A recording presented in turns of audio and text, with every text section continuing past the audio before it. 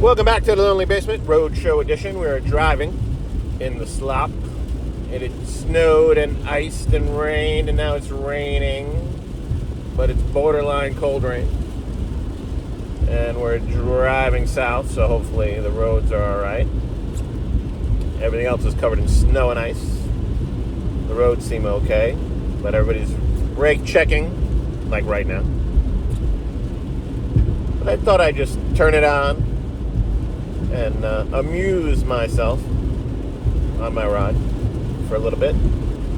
And it's funny, guys. I put a few bucks into the old account, into the old coffee can, and coffee.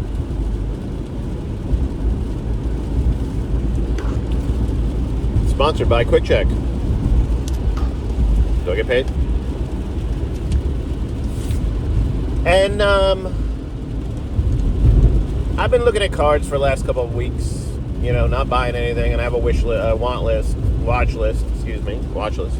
eBay, and there's some things in there that, I've already decided I would like to buy, and they're still sitting there. And although the longer things sit, I don't know if you have this, but the longer things sit, the longer I think it's overpriced.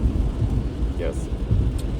But there's a couple things in there, and I was like, if I had the money, I'd buy this, or I'd buy that, or I'd buy a couple Mattingly's, just, do a little stack, of cheaper Donnie cards that I still have to procure on my watch list there.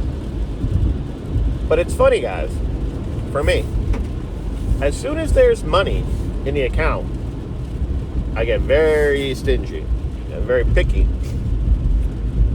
So I'm like, if I buy this card when I don't have money, I'm like, who cares? I'll go into debt. Who cares? I'll buy the card. I want the card. When I'm in that mode, I don't care. But when I don't have money and I'm not buying anything and I'm holding off, and then I do have money in the account, it's like I'm still in pause mode. I was wondering if anybody else has that kind of syndrome. Because there's a Mattingly minor league card I still need. There's one left, the 82. I've been looking at that for a while. And I have one saved that's kind of a good price versus grade combo for me.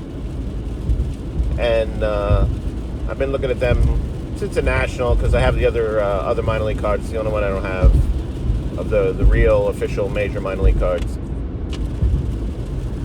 And I was like, I should buy it. It's a good time to buy it now. I'm like, and something's like not letting me hit the button. So it's funny, once I release the funds into the card account, then all of a sudden I get real stingy. I don't know. But when I have like $40 left, I'm like, buy something. Buy something. Who knows? We do have Philly show coming up, and I still haven't made that schedule yet. And I was planning on going, and now I'm wondering if I want to go. I know that sounds weird from me. Like I said, guys, I kind of did a pretty hardcore run of shows for about 6 months. And I kind of, now I don't need to go if I don't want to go, right? And I have Strongsville coming up, and I'm kind of like, if I go to Philly a month before Strongsville, I'm spending the Strongsville money. But then again, it doesn't matter, because, let's be honest, if the card's in Philly and I want it, I want it. I will be seeing a good portion of the same dealers, vintage dealers, at Strongsville that I would see at Philly. But maybe I'd get a better deal at Philly. I don't know. Who knows? So Strongsville is sneaking up quick. It's almost March now, suddenly. February kind of seems to be going fast for me, although the weather's terrible. This guy's going 49 on a major interstate highway. It's raining. I'm going around. Wish me luck. And we made it. And I'm just wondering, should I go to Philly with a wad of cash, which is really Strongsville cash? Strongsville's going to be a great time. Going to be fun time. But I don't like to put pressure on myself. You know, the National was my first, like, big foray into these, you know, this big event show last year. And I've spent a lot of money, but I bought a lot of nice stuff and a lot of small stuff. And I don't want to put pressure on myself that, I'm going to the National, so I have to buy a big card at the National, or I'm going to Strong's, so I have to buy a big card. I want to buy the big card when I see the big card. I want to buy the card that I want when I see it, and not be like, I'm going to this show, so I have to buy. See, it's a little confusing to me when guys will say, well, here's my list, and I'm going to the show, and I have 1 or 2 cards on the list. I want a lot of cards, guys, so it's not that complicated for me. I go and I find the best card of the hundreds and hundreds of Yankee cards I still need. The best card for the price, for the value, for the grade that I can find of all the cards I could possibly want. And if it's a $200 card or a more expensive card, or if it's a $500 cards, I'm trying to find the best value match with grade. And when guys go and they're like, well, I'm going to buy, I don't know, pick a card. I'm going to buy a green Cobb at the National. Well, what if you don't see the green Cobb you want at the National? So then you just have to buy the best green Cobb that you can find at the National? That doesn't make sense to me. If I go to the National, I'm like, I'm buying, I don't know, pick a card I need on my want list, a 53 Mantle. I'm going to the National to buy a 53 Mantle. Will there be plenty of 53 Mantles at the National? Yes. But if I don't find at the National the 53 Mantle that's mine, that meets the price point and the grade that I want, I will pivot to maybe the Red Heart, which I'm still shopping for. Or I still need a 53 Bowman. Or maybe I buy, some campy cards. Or, oh, look, there's a Mattingly Auto that I really like. I'll buy that. Some Munson stuff. I don't really understand putting a card on a list and going, that's the card I have to buy today. I mean, if it's a cheap card, a $5 card, you really want it to fill out a set or something, yeah, I get it, but I feel like you need to match your budget to the card, not the card to the list that you have in your hand. Or else you'll end up with a card that's maybe not the card that you wanted, but it was the card that was available. It's about availability. It's about what's in the show. You got to give what the show takes you. That is not a card show theory, but that is something I learned a very long time ago. You got to give what the world takes you in certain situations, and you got to give what the pitcher takes you. If you want a low inside pitch and you're not going to swing at anything but a low inside pitch, and he's throwing high and away, you going to leave the bat on your shoulder, or you going to swing the bat? I don't know. You got to give what life takes you. And if the card show gives you something different than you originally planned, then you buy something different than you originally planned. It is gloomy and rainy, and it is icy and snowy everywhere but the roads. So hopefully the roads are holding dry. Here's a life lesson, guys. I do this. It is the law in New York State, but I've always done this because it's really annoying, and it just happened. Scrape your car if you don't park in a garage. These giant piles of ice come flying off these guys' cars. It's like, clean your car before you get on the highway, please. Common courtesy. And it is the law in New York State. If you live in Florida, I don't think you have these problems. Hitman 23 does not have these problems. But I have these problems in February. And when a giant piece of ice comes flying off your car right at me, it's kind of annoying. I've learned as a very long-time veteran commuter that I am to just ignore it and drive right through it and let it smash me. Because in inclement weather, you do not spin the wheel. You just keep going straight. And if there's ice going to hit your windshield, the ice hits your windshield. It'll break. You're in a 2-ton car. Anyway, some thoughts I had driving to work. I want to appreciate Sammy Thunder. He mentioned me in a post, and it's funny.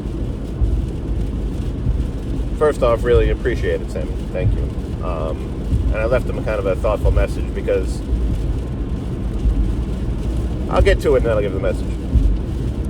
He posted one with 5 channels, and then I didn't see his second post, and then I saw his third post with 5 channels, and then like a day later I saw there was a second. He wrote in the third one there's a second post, so I went back and found it, and he shouted me out in the second post, so I actually missed it.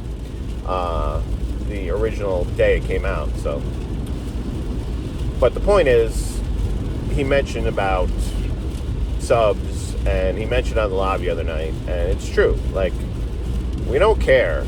We don't care about our subs. We're not here for subs. We're here for collecting the hobby and maker videos. And I kind of don't talk about subs, and I don't really mention it, and you know.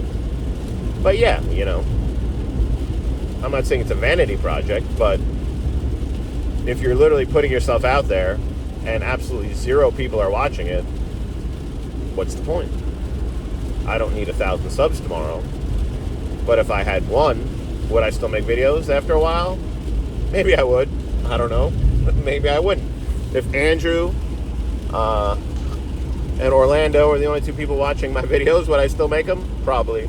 As long as I had those 2 guys, I'd probably still make them. More coffee. But I make my videos for me because I wanted to make videos for me. And if you don't have an audience, what's the point? If you don't at least have a few people commenting, and that's another thing, commenting, the engagement, which, whether it has anything to do with growing my channel or not, has become more enjoyable to me. In the beginning, I wasn't really writing as much. I was like, thanks a lot, man. Appreciate it. And I was also doing a lot of straight pickup videos. And on pickups, if somebody says, hey, great pickups, it's kind of, you know, what are you going to say, right? But I've been getting a lot more engagement as far as people giving me thoughtful opinions on things that I'm saying and taking time to write to me. And I'm trying to make sure. We're going up over Bear Mountain, by the way. If you know Bear Mountain, and you know ice, and you know rain and snow, you do not want to be on Bear Mountain. It's called Bear Mountain for a reason. Because of the bears. But, we'll see how this goes. The long and winding Bear Mountain. Over the cliffs of the Hudson River. And everybody behind me wants to go faster. You'll have to wait. Anyway. I have to drive careful, guys, sorry. But, yeah, if no one's watching, what are you really doing? It's okay to admit, I think it's okay to admit you want people to watch your stuff, because that's why you're making stuff. You're making content for people to consume. You also don't have to be, which I am not, but, and listen, there's nothing wrong with it if it's what you're doing, but you don't have to make videos and try to figure out how to get more subs. I don't actively, there's a hydroplane. You could see my death, guys, on Bear Mountain live. I don't actively make subs. Someone watching this is going to be like, oh, Jesus Christ. They're going to be nervous. Oh, Lord. Maybe not the best time to make video. You don't actively, at least we're not live, you don't actively, I don't actively go out of my way to chase subs. As far as I know, there are things that I could do to try to increase my subscriber count. I guess that's my point. And I do it the way I want to do it, with the amount of time I put into it that I want to put into it. And if I want to add more time to that, that's up to me. But if I don't want to add more time into that, and I don't want to do the things that would probably get me more subs, you know, there it is. I'm obviously not If it was that important to me to add 2 subs, I would change some of the things I'm doing.